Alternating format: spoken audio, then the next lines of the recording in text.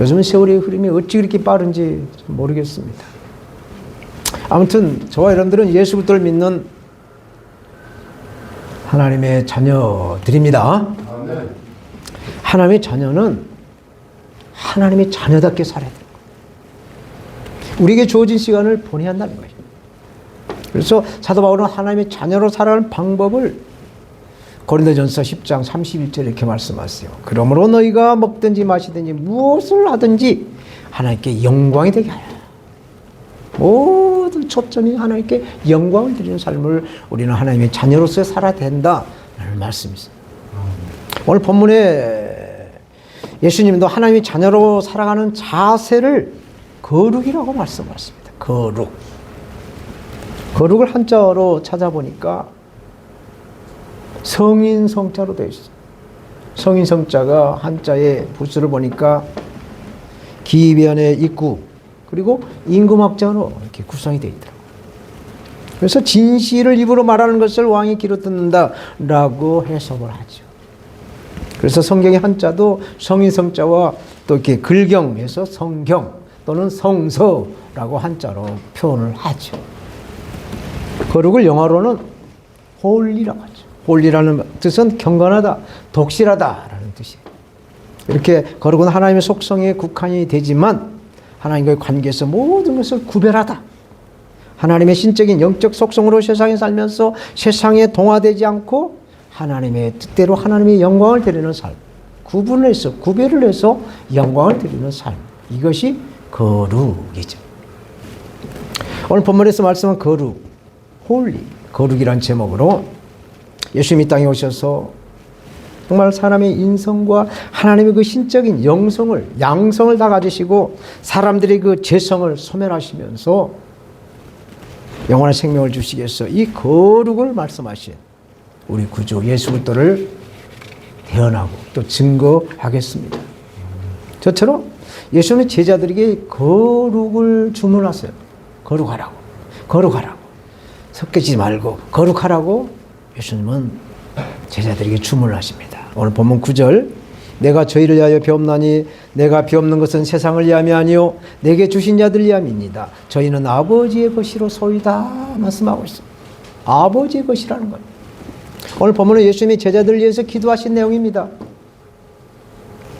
그래서 예수님의 제자들에 대해 예수님은 하나님이 내게 주신 사람들이다, 하나님이 나에게 맡겨주신 사람들이다 라고 말씀을 하고 있어요.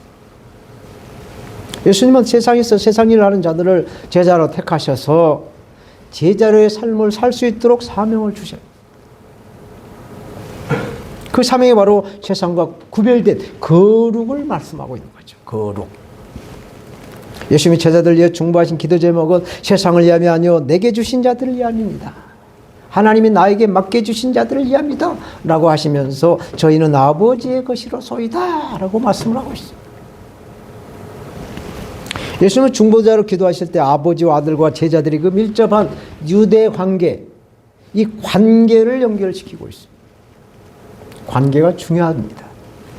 소속감을 심어서 어디에 소속되어 있는가, 누구에 소속되어 있는가, 이 세상에 살고 있으면서 세상에 소속되지 아니하고 우리 아버지 하나님께 소속되어야 하는 이런 거룩을 말씀하고 있어요. 그러므로 저와 여러분들께서는 오늘 4월 마지막 주일 세상 사람들과 같지 아니하고 예배당에서 예배로 하나님께 영광을 드리시고 있습니다. 그러나 세상에 소속된 사람들은 오늘 휴일을 맞아서 산이나 또는 들로 또 사람들이 많이 모이는 곳으로 찾아가서 그들의 인생을 즐기고 있습니다. 사랑하는 여러분, 예수님 보실 때 이 제자들의 삶이 하나가 되는 것이 너무나도 중요했어요. 왜냐하면 예수님이 이제 이 세상을 떠나 다시 아버지께로 돌아가실 겁니다. 예수님이 없는 그 빈자리에 누가 구심점이 되어야 무엇으로 하나가 되어 뭉쳐질 것인가? 이것이 염려가 되어서 예수님은 제자들에게 아버지와 아들에게 소속되어 있다. 그러므로 세상과 구분된 거룩의 삶을 살 수 있도록 이 소속감을 심어주는 말씀으로 기도를 하고 계세요. 10절 말씀, 내 것은 다 아버지의 것이요 아버지의 것은 내 것이온데 내가 저희로 말미암아 영광을 받았나이다 라고 말씀하셨습니다. 아버지의 것은 내 것이온데 아버지 하나님과 예수님은 동등하다라는 뜻이에요.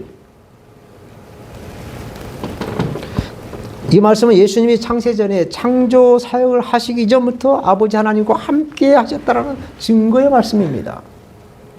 그러니까 아버지 하나님이나 예수님이나 성령 하나님은 동일하다는 뜻이에요. 이렇게 예수님은 아버지 하나님 이치에서 중보자로 기도하시는 하나님이세요. 아멘. 아멘. 로마서 8장 34절에 사도 바울은 이렇게 말씀하고 있어요. 누가 정죄하리요? 죽으실 뿐 아니라 다시 살아나신 이는 그리스도 예수시니 그는 하나님 우편에 계신 자요 우리를 위하여 간구하신 자다라고 말씀하고 있어요. 예수님은 아버지께로부터 받은 사명을 완수하여서 이제 세상에서 아버지를 영화롭게 하시고 영광되게 하심으로 제자들로부터도 영광을 받았다라고 말씀을 하세요. 제자들에게 영광을 받았다고 말씀을 하세요. 그런데 지금 현재 이 제자들의 그 믿음의 상태, 이 제자들의 그 상태가 어떤가 우리가 알아야 되죠. 예수님이 제자들에게 영광을 받을 수가 없어요. 왜? 제자들이 마음에는 예수님이 세상의 왕으로 오셨다. 그래서 이스라엘 왕으로 다스릴 것을 믿고 있었어요. 그리고 예수님을 배반한 가룟 유다, 예수님 베푸신 그 최후 만찬상을 박차고 나가버렸죠. 제자들의 대표격인 사도 베드로, 이 베드로는 곧 있을 예수님 십자가 앞에서 3번이나 부인하고 또 저주까지 하면서 도망갈 것을 예수님은 아셨어요. 전지하신 하나님이시기 때문에 예수님은 다 아셨어요. 다른 제자들도 똑같은 수준이었습니다. 사랑하는 여러분, 그런데 왜 예수님이 제자들로부터 영광을 받으셨다라고 말씀을 하실까요? 2026년 4월 마지막 주일 우리 주님께서 우리에게 하신 말씀이세요. 믿음은 항상 미래지향적이라는 것입니다. 믿음은 현재에서 미래지향적으로 가는 것이 믿음이라는 것을 말씀하고 있어요. 우리가 세상적인 것은 과거지향적으로 말하죠. 그러나 믿음은 항상 미래지향적으로 소망을 가지고 희망을 가지고 믿음을 담아서 말을 하는 것이 바로 믿음이에요. 그래서 믿음이 있는지 믿음이 없는지 우리가 가늠할 수 있는 것은 과거지향적으로 말하고 있는가, 자꾸 옛날 이야기, 자꾸 꺾어먹은 옛날 이야기를 하고 있는가, 아니면 미래지향적으로 긍정적으로 말을 하는가, 이것을 들어보면 알 수가 있어요. 그래서 예수님은 제자들의 상태가 그렇다, 또 그렇고 그렇다 할지라도 이제 곧 보혜사 성령님이 오시면 성령의 능력을 받아 믿음의 사람이 될 것을 믿고 믿음으로 말씀하고 있어요. 그래서 제자들을 통해서 영광을 받았다라고 현재 완령으로 말씀을 하고 있는 것이죠. 그러므로 믿음 없는 자들과 함께 우리가 지내게 되면 믿음은 떨어져 갈 것이고, 믿음이 있는 자들과 함께 교제를 하게 되면 믿음이 성장하게 되어 있어요. 이것을 분별이라고 하죠. 다른 말로 오늘 설교 제목 거룩입니다. 거룩. 사랑하는 여러분, 꽃밭에 가면은 꽃향기가 코를 아주 막 자극하죠. 향기가 납니다. 또 식당에 가면은 중국집에 가면 짜장면 냄새가 날 것이고, 한식집에 가면은 또 이렇게 막 음식 냄새가 나죠. 화장실에 가면은 무슨 냄새가 납니까? 똥 냄새가 나죠. 향내가 난다고 해서 꽃밭에만 살 수 있을까요? 그렇지 않습니다. 똥내 난다고 해서 화장실 안 갈 수 있나요? 우리가 화장실 안 가면 죽습니다. 똥냄새 안 맡고 살 수가 없어요. 음식 냄새 안 맡고 살 수가 없어요. 이것이 우리의 인생이라는 얘기죠. 그러므로 이러한 것에서부터 거룩을 이루어가야 될 줄로 믿습니다. 분별해야 돼요. 분별. 두 번째로 예수님은 제자들이 믿음이 하나가 되도록 기도를 하세요. 11절, 나는 세상에 더 있지 아니하오나 저희는 세상에 있사옵고 나는 아버지께로 가옵나니 걸어가신 아버지여 내게 주신 아버지의 이름으로 저희를 보존하사 우리와 같이 저희도 하나가 되게 하옵소서라고 말씀합니다. 하나가 되게 말씀합니다. 12명의 제자 가운데 한 명은 도망가 버리고 이제 11명이 있는데 11명이 하나가 되기를 원하는 기도를 하시고 있어요. 예수님은 세상을 떠나 아버지께 가야 할 그 시간이 임박해진 걸 아세요. 예수님은 도처에 위험이 이렇게 널려있는 제자들의 삶에 그 신원을 보호하시면서 예수님이 없어져 황량한 제자들이 하나로 똘똘 뭉쳐서 그 위험을 이겨낼 수 있도록 아버지 하나님께 기도를 하고 있다. 아버지 이름으로 저희를 보존하사 아버지 이름으로 저희 11명의 제자들을 보호하사 우리와 같이라고 말씀하시죠. 우리와 같이. 아버지 이름은 능력인 줄로 믿습니다. 저와 여러분들의 이름도 능력이에요. 능력. 우리 신분증에 보면 우리 이름이 있어요. 이름이 우리를 대변하는 능력이죠. 예수님의 이름, 마귀 권세를 이기는 능력입니다. 그러므로 이름이 곧 능력이에요. 저희 아내 지난 화요일 날 사망 신고를 했더니 저희 아내 이름의 능력이 소멸이 되더라고요. 아내 현대카드 하나 내가지고 제 거 아내 거 있는데 아내 목숨 다 소멸이 되더라고요. 또 마찬가지로 국민의 아내 카드를 제가 받았는데 아내의 이름이 소멸되니까 저도 소멸이 됩니다. 이렇게 이름은 능력인 거예요. 살아있는 사람의 이름은 능력인 것입니다. 예수는 제자들의 신원을 아버지 이름으로 보호하실 것을 아주 간절하게 구하세요. 그리고 누구와 같이? 우리와 같이라고 말씀하고 있어요. 예수님이 우리와 같이라고 말씀하시는데 여기서 우리라는 이 말씀에 우리는 필히 꽂혀야 될 줄로 믿습니다. 예수님이 우리와 같이라고 말씀한 이 우리가 과연 무엇인가?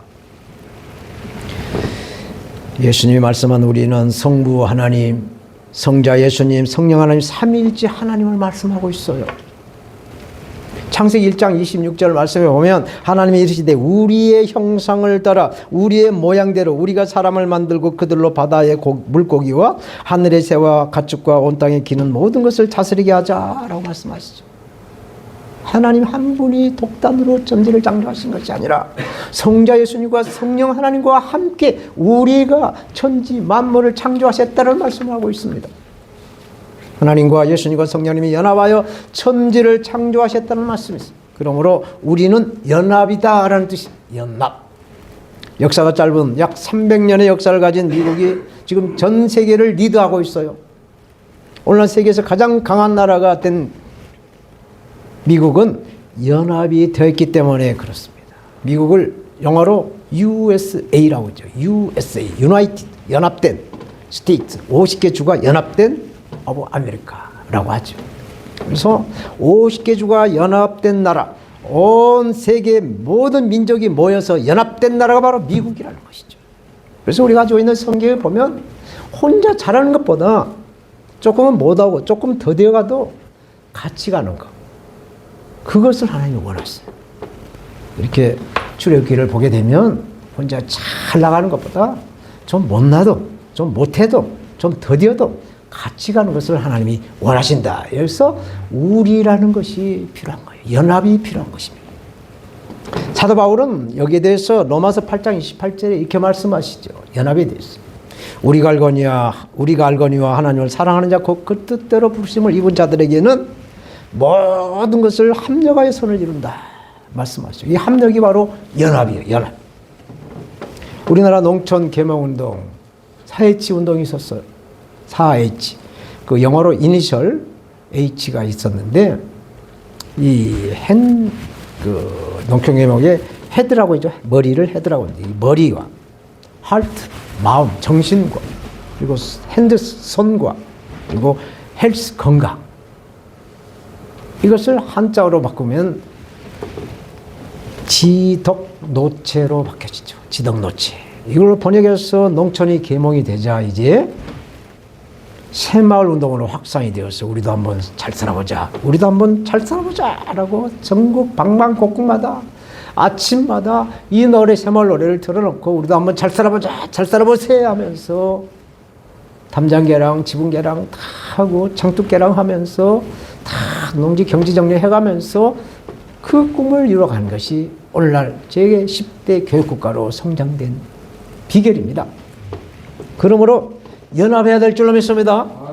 예수 그리스도를 믿는 믿음으로 우리는 하나가 되는 유나이티드, 연합의 사람들이 되어야 될 줄로 믿습니다. 12절 말씀. 내가 그들과 함께 있을 때 내게 주신 아버지의 이름으로 그들을 보존하고 지켰나이다. 그 중에 하나도 멸망치 않고 오직 멸망의 자식뿐이오니 이는 성경을 응하게 함이라 말씀하죠. 예수님은 지난날 공생의 사역을 이제 해상을 하시죠.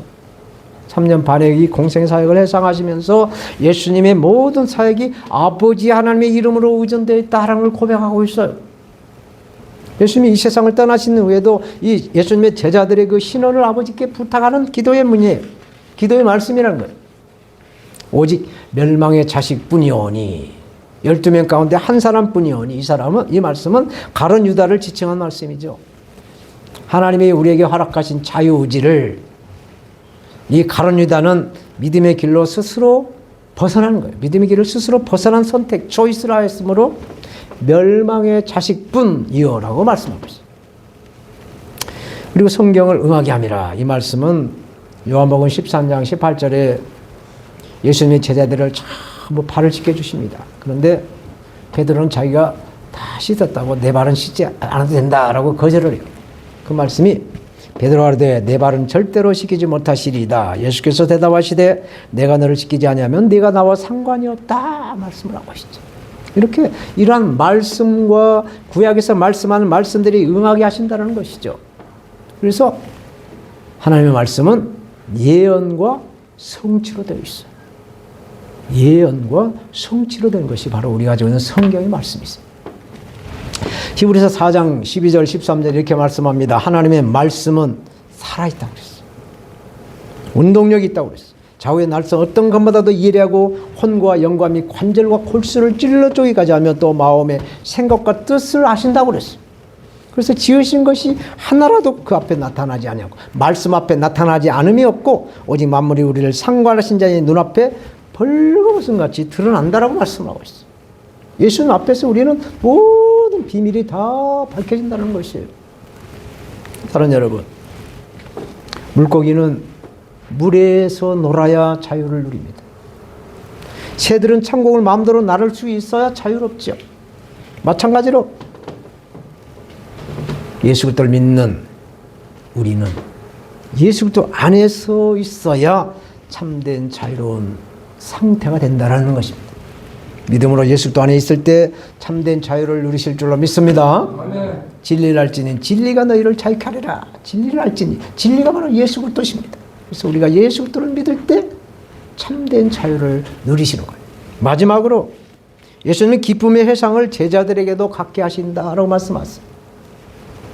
소풍이나 여행을 앞둔 날은 마음이 들떠서 기대가 굉장히 높아지죠. 이제 예수님은 곧 아버지께로 이제 돌아가실 겁니다. 그래서 예수님도 마음이 들떴을 거예요.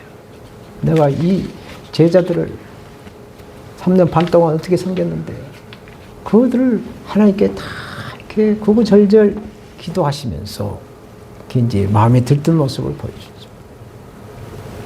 저희 아는 신용숙 권사도 횟수로는 3년, 만 24개월을 투병한 끝에 아버지 하나님께 돌아갔어요. 투병 중에 그 찍은 사진들을 쭉 이렇게 검토를 하다 보니까 저희 손자들 셋하고 이렇게 가족 사진을 이렇게 딱 찍었을 때 그 사진에서 그 기쁨과 해상이 담겨 있는 걸 봤어요. 재작년에 2024년도 여름방학 때 애들이 저희 집에 왔었는데 그 아이들 셋을 보면서 힐링을 했다는 얘기를 저한테 했어요. 저는 이제 그런 걸 몰랐는데 작은 아들 그 사진에 그 사진을 보여주면서 제가 그걸 보니까 그동안 바라고 소망했던 그것들이 이루어졌다는 것을, 이루어냈다는 것을 그 얼굴에 사진에 나타난 걸 제가 보게 됐죠. 이렇게 수고와 슬픔뿐인 우리 인생에서 바라고 소망하는 것들이 이루어질 때 느끼는 그 기쁨이나 회상은 우리가 말로 표현할 수가 없어요. 예수님이 공생의 사역을 할 때 처음 하신 말씀, 또 십자가상에서 가장 마지막으로 하신 말씀은 우리가 신앙생활을 하면서 알아야 돼요. 공생 사역하실 때 예수님이 가장 먼저 하신 말씀은 회개하라, 천국이 가까이 왔다 라고 하면서 회개를 일으키십니다. 세례 요한이 하신 말씀을 예수님이 똑같이 하셔요. 반복을. 그리고 맨 마지막으로 하신 말씀은 다 이뤘다라고 말씀하셨어요. 다 이뤘다는 말을 원어로 테텔레스타이라고 하는데, 이것은 우리의 모든 빚을 다 갚아줬다. 빚이 없이 완전히 빚을 갚게 했다라는 뜻이에요. 그래서 이 다 이뤘다 이 말씀을 하시기 전에 오늘 본문 17절에서 19절 말씀, 저희를 진리로 거룩하게 하옵소서. 아버지의 말씀은 진리입니다. 아버지께서 나를 세상에 보내신 같이 나도 저희를 세상에 보내었고 또 저희를 위하여 내가 나를 거룩하게 하오니 이는 저희도 진리로 거룩함을 얻게 하려 함이라 말씀하고 있어요. 아버지께서 나를 세상에 보내신 같이 나도 저희를 제자들을 세상에 보내었고, 여기서 말씀하는 세상은 아버지 하나님의 나라와 반대되는 영역입니다. 그런데 우리는 이 세상에 살고 있어요. 이 세상에 살면서 이 세상에 소속되지 아니하고 하나님께 영광을 드리는, 하나님께 소속돼서 하나님께 영광을 드리는 삶이 바로 거룩인 줄로 믿습니다. 기독교인의 맹점, 그리스도인들의 맹점은 이 세상을 무시하는 데 있다는 거예요. 세상을 사탄으로 치부하는 데 있다는 것입니다. 그러나 하나님은 세상을 사랑하시고 이 세상을 사랑하셔서 독생자를 이 땅에 보내주셨습니다. 요한복음 3장 16절에 하나님이 세상을 이처럼 사랑하사 독생자를 주셨으니 이는 저를 믿는 자마다 멸망하지 않고 영생을 얻게 하려 하심이라 말씀하셨습니다. 우리가 가지고 있는 이 성경은 변하지가 않습니다. 그러나 이 세상은 변화되고 있습니다. 변하지 않는 말씀을 믿는 우리가 변화되고 있는 세상에서 어떻게 조화를 이룰까? 어떻게 거룩을 이루며 살 수 있을까요? 약 30여 년 전 예전에 노인이 된 부부가 한 팀으로 이렇게 한 단어를 맞추는 TV 프로그램이 있었어요. 개그맨이 진행한 프로그램이 있었는데 시골에서 올라온 할아버지 할머니에게 출제된 단어를 설명을 하게 하는 거죠. 그래서 맞추게 하는 프로그램이었는데 그때 당시 출제 단어가 천생연분이었어요. 이제 할아버지가 이 천생연분을 이제 설명을 해서 할머니를 통해서 알아맞히게 하는 그런 퀴즈인데, 할아버지가 천생연분을 열심히 자기 아는 지식대로 풀어가지고 할머니에게 설명을 했는데 이 할머니가 알아듣지 못해요. 이해를 하지 못합니다. 그러자 할아버지가 할머니에게 당신과 나 사이를 말해봐. 그랬더니 고개를 끄덕거리더니 왼수. 왼수. 아니 네 자야, 네 자로 말해봐 했더니 평생 왼수라고 했다. 이렇게 왼수와 원수의 차이점은 원수는 같이 살지 않아도 되는 사람이고 왼수는 같이 살아야 되는 사람이라고 말하고 있어요. 사랑하는 여러분, 사람은 이 원수와 왼수로 인해서 겸손해지고 또 이렇게 성숙하게 된다는 것이죠.